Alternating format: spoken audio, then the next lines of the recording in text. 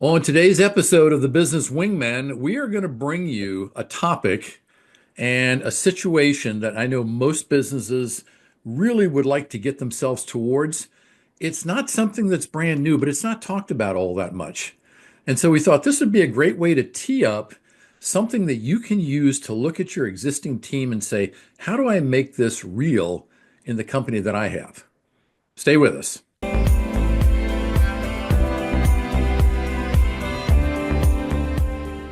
Hi, everybody. I'm Steve Smith. I'm joined by Travis Smith. We are your business wingmen. And today we're going to talk about a topic that I actually just got introduced to, probably because of the way it's called, in an article that I just read this week out of Inc. magazine. And the gentleman that wrote the article, his name is, let's see, where's his name? Marcel Schwantz. Marcel, I hope I got that last name right.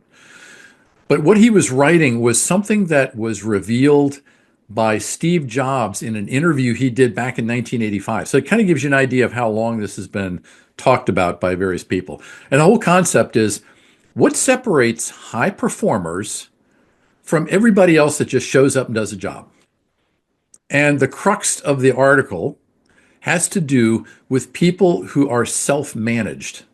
Self-managed employees is what the whole thing is all about. So we kind of looked at that and said, all right, well, that's great if you've got an opening and you're going to go out and try to find the absolute best self-managed person you can get.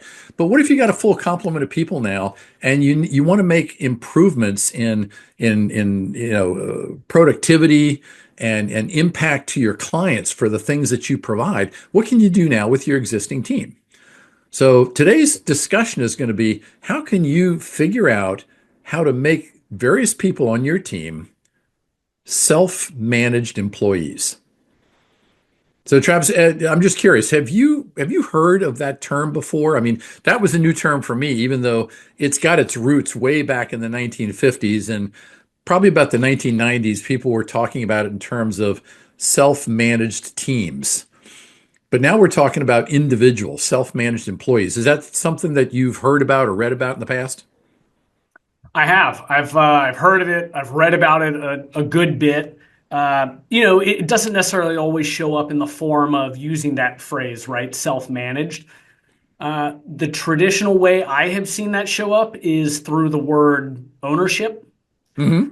Uh, the interesting thing is maybe, I don't know, 6, 7 years ago, a really famous book came out called Extreme Ownership.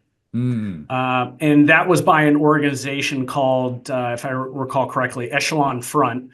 And the two authors of that book was this one guy, Jocko, and then another guy, Leif Babin, I think it was. Anyways, both these guys are Navy SEALs. And a lot of the message of this book talked about how Navy SEALs operate in extreme environments and how Mm. they trust one another implicitly Right. without having to look and watch the other person that's watching their back, right? Um, and the book did a good job of tying in this idea of ownership, of self-management into business. Right. And actually that, whether they used the book as the catapult or it came kind of after that, this organization, Echelon Front, that's a lot of what they do today is they teach to management teams how to create this idea of self-management, ownership, right, in kind of day-to-day practices. So the Steve Jobs piece of it, I think you had said, it was from the mid 80s when that interview came out. He's also been branded for quite some time with a pretty famous comment or quote that he had shared, which was something to do like, it doesn't make sense to hire smart people and then tell them what to do, Right. right? So, But that's a very common behavior problem. 100%. I think, though, the bigger challenge for most businesses and people in management today is not necessarily hiring new people to come in and be self-managing or have good ownership, right? That certainly is an issue. I think the bigger issue, though, or at least with what I see at the ground level interacting with our clients, is how do you take the employees that you have today and Right. help transition them, develop them into what you really need, which is a crew of people, a team of people, a business unit, whatever that may be, that has ownership, that Right. manages themselves, right? Right. Uh, Not an easy task. So I'm looking forward to talking about this today because there's really no one right way to do that. No, and I think for people who are listening right now and saying, "Wow, this is something I would like to be able to do in my firm," I think there's two things you have to consider, and we'll kind of walk through these as we go. But first, you have to know what you're looking for. You have to be able to look at your typical employee and size them up and say, how close or far away are they from truly being someone who is self-managed, has that ownership, mentality, can really run by themselves with very little oversight from me. That's the Mhm. first thing. The second thing is once you've sized them up and you figure out where their strengths and where their deficits are, what do you have to do to tune them up to get them closer to operating like that? Well, look, I'm just going to take a stab at this in terms of like at a starting point. If I was in that situation, I had a single employee or even a group of employees. Where do you start, right? The ironic part is it's not with them. You have to start with yourself. Hmm. If you are the manager of that team, that business unit, that operation, you first have to do a little soul searching to determine how are you showing up, what's your management style like, and then based on those characteristics, hopefully you can do this in a way that's as unbiased as possible. Right. Really try to understand, is the way that my employees, my or even my peers, is the way they're showing up a reflection of my management, or because that's just who they are in terms of their Yeah. characteristics, right? Yeah, good point. Absolutely. Well, I don't know I think we might have actually talked about this on an episode last year. We got into leadership styles and, because even if you're at a management level, there's still a component of that, which is leadership. And your style, as you just pointed out, can actually change your team over time to reflect your style, which might take away from some of the innate abilities that people brought on that you're actually looking for, but you've kind of dumbed them down a bit. But one of the styles of, and this is what I teach in my management training program, one of the styles that actually fits this discussion really well, but it's totally unsuitable for any situation that doesn't have an entire team of self-managed people, and it's called laissez-faire. And managers that are laissez-faire, they're like, okay, you guys know what you're doing. This is the goal. Call me if you got issues. Other than that, I'm gonna let you run. And then they vacate the premises basically. And for really, really high performing teams, that's okay. But for anybody else in the intermediate development level, it's just they're gone too much. They're not really participating in the development process. They've just made the assumption everybody's going to get there by themselves. Right. And that I think that's a really interesting point you bring up is the assumption part of it, right? The first assumption we as managers, people in leadership make is that it's a them problem, not an us problem. Yes. And that's why I started off with, we've got to do an internal look here. And I'll be the first to admit that's really hard. So if you feel like you're not capable of doing that and then producing a candid response after that, doing 360 degree feedbacks could be a good way to really understand how you're showing up as a leader and then how the way you show up, how that creates or supports behaviors in the operation. All right, so let's just say we had a guy come to us who had been in a management role for 8, 10, 12 years, fairly seasoned, had a group of people and had made this mental change in terms of, I want people that will take more ownership. What do I have to do to tune up my group? And you started off with that whole idea of, well, let's take a look at you first. What should that person be looking for?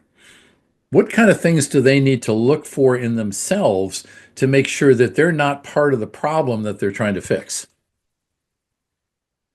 Well, I think the first thing I would think about as it relates to management's behaviors is, do they allow people to fail? Mm. Do they allow people to make decisions for themselves? Or are we in a situation where the environment, the culture of the company is do as I say, right? Because the thing is, if you want self-managing employees, or you ultimately want to breed a culture of self-managing employees, and perhaps that's one and the same, Hmm. um, you have to do both of those. You have to give people that breath to do things the way that they see it, right? And you also have to understand that along the way, some of those decisions aren't going to work out, which means mistakes are going to be made. Right. And what you can't do in those moments is fire people or chastise them, right? You have to help them move forward and learn from that. Right. Uh, when I see situations where employees are not self managing, in almost every one of those circumstances, it's amazing how often management is part of the problem. Maybe not the whole problem, Hmm. but management has some sort of responsibility in that endeavor or that experience. Right. And along with that, I think giving people a sense of accountability for doing things on their own and coming back and giving feedback or updates on their own, as opposed to the micromanagement thing where they're on somebody every 15 minutes. Right. What's going on now? And again, it's you sit there and you think, well, why would anybody do that? Well, tons of people do that, and eventually they kind of numb their group down to people who only respond when they're asked every 15 minutes, which is completely diametrically opposed to getting somebody that's self-managed. Well, and to that point, the do as I say model, and you use the phrase, I guess, a moment ago here, kind of dumbing down. What it does is it teaches people not to speak up. Right. It teaches people not to think for themselves, because what people learn very quickly is, well, they're just going to tell me what to do anyways. Why should I even put myself out there? Right. Right. Right. All right, so So, let's assume for the rest of the show today that the manager has gone through and at least recognized what they might be contributing to create people that aren't the kind of self-managed ownership people that they want. And at least they know what that looks like. Now, if we turn the focus on evaluating your people, what kind of things does that manager have to be looking at to help them figure out who might already be there, or at least moving in that direction, versus who has the potential but is just missing some of the elements? well, yeah, I think first you have to be really careful not to step into this with assumptions and bias, right? Hmm. So, when you're saying right now, looking at our employees and trying to determine who has the capabilities to get there, if you're in an organization where you don't do formal performance reviews, you're already in a situation where you're behind the eight ball, right? You first have to have a baseline for how people operate. And that baseline, to the best that you possibly can, has to be formal, because otherwise, there's too much perhaps emotion or context within the way that that person operates that's subjective. And it's really hard to build off of that if you don't have a formal idea of how that person operates. So the first thing I would say is you got to look at people's performance reviews to see how are they performing, over a period of time, right? Because that'll give you an indication for where are their strengths and then where are the areas where they need to improve. And by the way, just because somebody needs to improve doesn't mean that they're a bad employee. It's Right. just that's their opportunity to kind of pull themselves up and move into more of a self-managing capacity. Well, when I think of somebody who either exhibits signs of being really well self-managed or somebody who may be faltering in that area, one of the things I look at is how do they use their time? Mhm. Are they really good with their schedule, with their deadlines, with spending the time that they have doing their most important work? Or do I have somebody that routinely misses deadlines all the time and then is not accountable for it? They're always, asking for an extra week or an extra 30 days or whatever. They just don't ever seem like they've got control over what they're doing. To me, that right there would be a lead indicator that this is something that I need to spend some time with this person. Maybe right off the bat, letting them know, are you aware of this? Are you aware that, your job requires you to be able to do things in a certain cadence and you don't seem to be hitting that? Well, your perspective on time, I can't say I necessarily thought about it in that regard. The way I was thinking about it was a word you used shortly after that which was accountability, Hmm. right? I always look at, are people willing to solve their own problems, right? People who are self-managed, they understand that a lot of the things that they deal with on a day-to-day basis, they probably can address and solve themselves. Right. People who are not self-managing, even with the littlest of items, they won't try to solve it themselves. They'll go to other people to deal with their problems for them. Right. So in my former role, what I would look for, and look, all this stuff is pattern driven. People get into certain behavior patterns, they just do the same thing over and over again. One of the things I used to look for is when I would have communications or interactions with, people, my team members, it was like, are you bringing me updates or are you bringing me problems? If you're bringing me updates, then you've probably gone through the problem, assessed it, done something about it, and then saying, okay, here's where we are. Right. So to me, that's a really good indicator that that individual has the potential to be self-managed. Maybe they are, and I just haven't realized it myself because I haven't done enough observation of how they perform.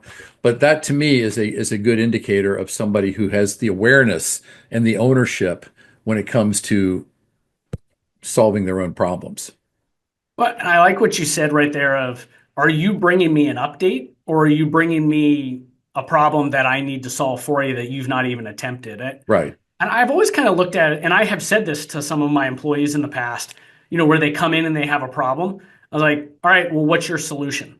Mm, If they don't have anything to present in the way of a solution, I actually ask them to leave my office and say, come back when you have a solution you want to talk about, mm, right? Because from a management perspective, if we are constantly blocking and tackling for our employees and not giving them the room to think through their own problems, you brought this up earlier. You kind of create people who just stop thinking for themselves, right. right? So Right. my perspective is, I don't expect you to be able to solve every problem as it comes up, Right. but in the same conversation, you better come with at least an idea of what kind of a solution that may look like, and Right. then we can talk through that whether or not that's the best route. Right.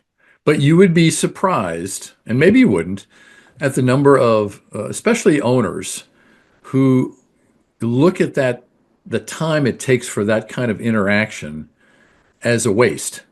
Like, okay, I've been here before. I've done this 1,000 times. I can solve this thing in 5 minutes. So let's just get on with my solution, and you go do it, and then we don't have to spend 30 minutes rehashing the detail. Okay, so let's talk about that. That is such a dangerous thing for people in leadership to do. And that's not hyperbolic. I feel like that's very apropos in terms of using that word danger. Hmm. If you are constantly coming in as the savior, right? I have heard that phrase used in terms of business leadership before. Right. It's like you see the problem, you've been there a dozen times before in your career. I can get in and out and deal with this in a matter of minutes rather than letting you flounder, even though, because I already see the issue. Right. You're completely cutting people off at the legs, right? You're not giving them the opportunity to grow themselves. So, yes, we as leadership, perhaps we see the bigger problem, we see the reason why it's happening, but you're missing the greater opportunity, which is giving your people a chance to shine themselves and solve their own problems. And It, and the long range consequence of doing that, because I've always had this belief that whenever two or more people get together in some interaction, one party is training the other party on what they expect. And so if you're of the mindset when people come in, you just legislate the solution and just get on about it because you don't want to spend any time on it, you're training that other person, number one, not to think through it. Number two, it's better for them to bring their problems to you because they gain favor by doing that. And so now you've just created this systemic problem of having people that are constantly coming to you with all manner of things, whether they're important or not. Right. This conversation we're having today about whether your part of your team is there or nobody is there, how do you transition your workforce, your employees, right, into people who are self-managing? We've kind of talked about, let's look at ourselves first as management, right? And then let's look at the individual in terms of the ways in which they're showing up. But one of the things we haven't talked about, though, is recognition. And I think Mm. we'd be well served to bring that part of the conversation in at this point, because I think this is a big miss from management in this particular area. And so, why do I bring up recognition? When somebody on the team tries their best to take ownership and they move forward with an idea, right? When that idea doesn't work, everybody else sees it, Hmm. right? Not just that individual, not people in management. It's amazing how a lot of other people see that. And then guess what happens? You have this knee-jerk reaction from the rest of the team, like, oh, like they're like pulling back, like, oh God, I'm glad that wasn't me. You've become the chicken with the red spot on your head. Yeah. Yeah. It's like the scarlet letter A hanging Right, from your neck, right? right. You know what's such a powerful way, though, from management to deal with that is you publicly address it, but in a recognizable way, or in a way in which you're actually giving the person kudos for stepping up and at least trying. Right, Now, look, I fully realize that what I'm saying right here is not applicable in every problem or every situation. right. You have an employee that makes a mistake and they're making the same mistake over and over again and it ends up costing your company or the operation billions or millions of dollars. All right, that's different. I'm not really talking about that. Right. I'm talking about someone who took initiative. The way that they did it was smart, it was thought through, but it just didn't work, Hmm. right? What a powerful statement for management to come to the table, whether it's maybe a team meeting or a town hall meeting, and to recognize that person for taking the initiative, for thinking through the problem, right?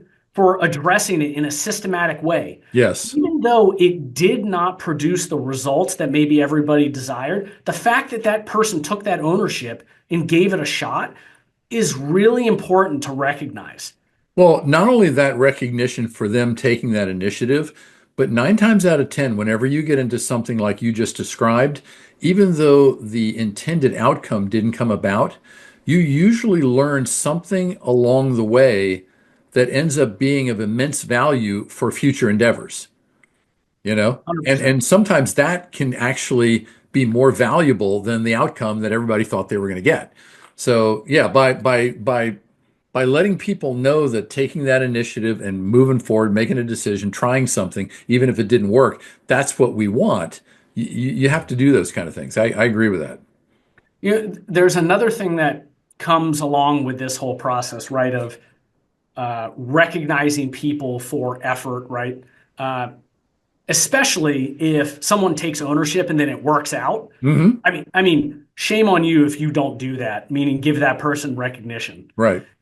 The interesting thing, though, is when we do this, we provide somebody with recognition of, hey, you did the right things, even in a situation where maybe it didn't work out. What you will find is that opens the door for other people to then act like that. Yes. It's basically what you're saying without necessarily having to say it is we support this type of behavior. Right.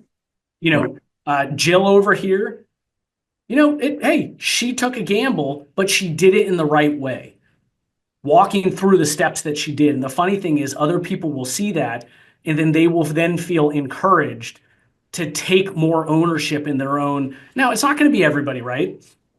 But the more that you do these type of discussions where you're encouraging people, you're setting people up for success, you're walking them through these processes, and you'll find that it just naturally starts to snowball within your operation or within your team. Right. And you get a couple months out of that. If you have been consistent in this area, you'll find that behaviors start changing just over time. Oh, That absolutely. it's almost kind of organic in a way. Right. That's the best way to do it, in my opinion. Well, and I mean, I think this kind of stuff that we're talking about now also falls into that 80-20 rule. Okay. 20% of your team who has these characteristics of being self-initiated, making decisions, taking accountability, basically owning what they're doing, that 20% can positively influence 80% of what goes on in the whole department. Yeah. And look, the discussion we're having today, about perhaps high performing teams, high performing individuals, and then how do you get there? And again, this was all based off of a Steve Jobs quote that had come from kind of the mid 80s, right? Uh, I just so believe that at the end of the day, it starts with you as the management, Hmm. you as the leader, as the CEO, right? An organization's culture and the way an organization operates, its behaviors will always be based on the behavior of leadership. Hmm. If leadership is saying one thing, but their behaviors are different, the organization will act and operate in which the behaviors are of that executive leadership team, right? So you can't say, hey, we're supportive of you being creative, of you taking ownership, but then your actions and behaviors are not supportive of that, right? Well, and the other thing I just thought about, because in my own tenure and with the clients I'm working with now, anytime you bring somebody on the team, there's a huge amount of information unloaded during the onboarding, training, stuff like that. But it's all focused towards here's how you do the best work in the job we've hired you to do. Right. How much time do you think needs to be spent saying, we not only expect you to show up every day and do your best work, we also expect you to spend time creating your best self? And I don't know that there's that much, I think, like you said, we do an annual performance review. Gee, is there anything we can help you improve in? And so that might be the only time that discussion's ever had. But how many times do managers and leaders of all levels, talk with people and say, I've noticed this is an area that you seem to be either struggling in or you're already doing well, but if we can help you improve that because that's a central part of what you do and maybe a central part of your aspirations to move up and have those development conversations as opposed to job performance conversations, I think that also fosters people who might want to start taking ownership because they realize the people that they report to are actively involved in their getting better. What you just described is really just one person caring about another person Right. Yes. enough. I mean, Right. it's just silly. Like, think about what we're talking about here. You have hired someone. You know how much it costs to hire people, Hmm. right? I mean, it's freaking expensive. Why wouldn't you, after the fact, do everything that you can to help that person do their job the best, to empower them, to set them up to succeed? Hmm. And you know what? When people are taught to be self-managing, they're given opportunities, they have ownership in their work, guess Hmm. what? Their tenure with your company will improve. Yes. Why would they want to leave that type of a company and quit Yes. to go elsewhere? Right? Well, I don't know if I ever told you this, but the last company I worked with, um, they had they put us through a lot of senior management training and stuff like that. And one of the people they had brought in had revealed to us that in our industry, at the level we were all at, that anytime they had turnover, the total lump sum cost to the company during the turnover, as well as any residual things that happened as a result of the turnover, was upwards of $1 million. No, come on. Yes. And I did the same thing. I said, where are you getting those numbers from? And the guy says, okay, let's look at it this way. He goes, right off the bat, whatever money you're making, the person coming in after you is going to want more. Because of the level you're operating at, they're going to go out and find a retained recruiter to find the right person. There's a cost for that. Let's say you were really well thought of and they hated to lose you, but as a result of your going, two of your best people left as well. Now you got ancillary costs to fill those spots, you know? And he went through a litany of this stuff and he goes, this is not just stuff I'm pulling out of the air. This is stuff that happens routinely to companies Right. who lose senior people.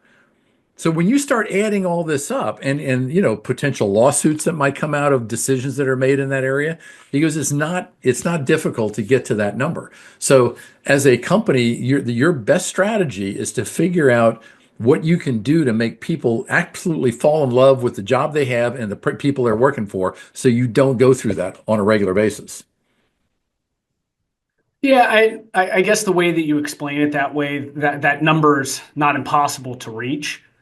Uh, it's the intangible stuff, Hmm. right? Which is supportive of the discussion we're having today. Right, You know, right. I mean, look, if anything, I recognize that not everybody in a management role, for what that's worth, is a super caring person. I think that would be a little ignorant for us to say. But there are a lot of people in management who genuinely care about their people, regardless of where you fit in that spectrum. From a business standpoint, you should just know the more you invest in your people, the more opportunity you give them, the more space you provide, the more professional you'll just find that people want to work for you.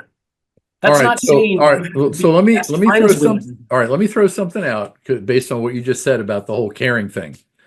I think sometimes when people hear about, well, you need to be a more caring manager or leader, they immediately associate it with somebody who's kind of soft and cuddly or squishy, Yeah, you know? kumbaya, like we're Right. we're sitting around, Right. fire And I pit. can tell you, one of the people that I was developed under, and this was before I even started working, that probably was the kind of person you would just chew nails at the stuff they did, was my college football coach. I mean, this guy would literally pummel the crap out of you. And but you know what? You figured out later on that he was doing that because he knew you had the capability to play better and he wanted to get you to that point, even if you didn't want to go there yourself. So after you started realizing what was behind all this, you started accepting it and you started leaning into it and owning it rather than him constantly beating the snot out of you during your practices. And I always go back to that because I'm saying this was not a squishy, a soft, squishy person, but this was somebody that could look at you and be able to figure out what your talent really was, even if when you couldn't see it, and said, okay, this is what I'm going to have to do to you to get you where I know you can be. And once people figured that out, they were in love with it. I mean, the loyalty that we had on that team was off the charts. Yeah, I had a very similar story. Remember when I was in high school, my Oh water yeah, polo. water polo. Yeah, Yeah. yeah. So He we'll was leave, not we'll leave soft and his name squishy out of it, either. but the high school that I went to was famous for their water polo program for a bunch Right, of different reasons. And for what it's worth, that had nothing to do with me or my skill level, to put right. that out there. The coach, though, the varsity coach in that industry within even beyond Southern California Yeah, he was known. was renowned in Right, that sport. right. I will tell you this, wasn't often to see people crying and more crying because they're just overwhelmed. But this guy beat the crap out of people mentally. Hmm. The interesting thing, though, was you saw people grow. When they would start the season or they would come in as a freshman, you're almost sitting there gritting your teeth like, oh boy, are they in for it? Right. Uh, but what happened was once you made it through that first season, there was almost this thing that grew inside of you of, I'm going to show him, I'm going to prove it to him that I can rise to that level. Right. And once you were capable of operating at that level, there was this interesting thing that occurred with the coach, which was it was almost like he started treating you like a peer Mm. because you had earned the right to sit at his table. You And were then acting once, like you had ownership in your correct, position. Yes. right. So then once you had, and again, I want to stress this word earned. It wasn't given. you had to work your butt off. I mean, there were times where, especially if we were doing two-a-days, where I would come home and just be so mentally drained and exhausted. It was like, I don't know how I'm going to get up and go the next day. Right. But Right. again, the process of earning your seat at the table, once you did, how amazing that felt was incredible. And just like you, I look back on that time in my life. And even though every one of us on the team, didn't matter if you were frosh soft, JV, varsity, whatever, everybody cussed this guy's name at least once a week. Right. But it's so funny how, just like you, later in my life now, I've been out of that circuit of my life for quite a while. Right. I still think back to that day and am appreciative of how hard that guy was on us. Because if anything, I love this phrase. People who are uncoachable early in their life are unemployable later in their life, Yeah. right? And Yes, so if anything, it just taught me a really good work ethic. I agree. And that is a foundation of people who are self-managed. They have that drive, they have that inner motivation. And one of the other things I was going to throw out, because it has become somewhat of a buzzword and topic over the last 20 years here, they are really good with emotional intelligence.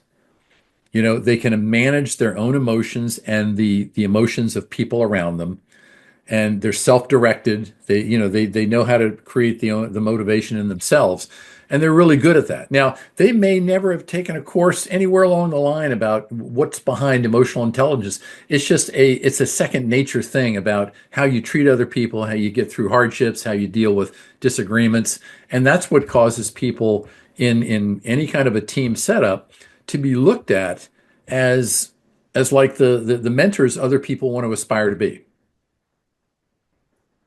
In closing, I really think about this conversation today and you bringing up your football story, which then made me rethink about my water polo days. It's funny how when you're given the opportunity, it will change people's mindset to be willing to run through a brick wall for someone, Right. right? Yes. And how you get there is through tough love, through being a good example, right? And holding people accountable. But Hmm. at some point, we as leaders, you've got to get out of the way, right? If you're continually hounding people and telling them what to do, especially as it relates to like little micro activities, Hmm. you're just never going to breed a group of people that have ownership in their work. Right. Right. So I'm glad you brought up that at the beginning about before the leader, the manager can really assess the people that are reporting to them to figure out how do I help them get closer to this self-managed concept. I got to look at myself first and make sure I'm not part of the problem. All right, folks, listen, this was a kind of a weighty topic today, but we thought it was really important to jump into it because in most business environments today, one of the biggest concerns about businesses being able to continue on as they go through people is finding people that can step up and can be tomorrow's leaders. And that's what self-management's all about. So if you're looking at your business as something you want to outlast yourself, you've got to really get on board with this and figure out how you can take your existing team and find the best of the best and help them reach that level. So if you got to go back and listen to it again, you can go see us on YouTube, or you can go back to our channel, Business Wingmen, or any podcast platform that you get all of your music and other podcasts from. Type in Business Wingmen and you will find us, and you can just dive into any one of our 165 different episodes that we've got on there since we've been doing this. So thanks for being with us. As always, if you like this, subscribe, like it, share it with somebody else who you think could use the message. And we'll be back to you next week, as we are every week on Tuesday at 4 p.m. Pacific Standard Time with a brand new episode. Travis, thanks for this one. This was a good one today. Take care, y'all. We'll talk to you next week.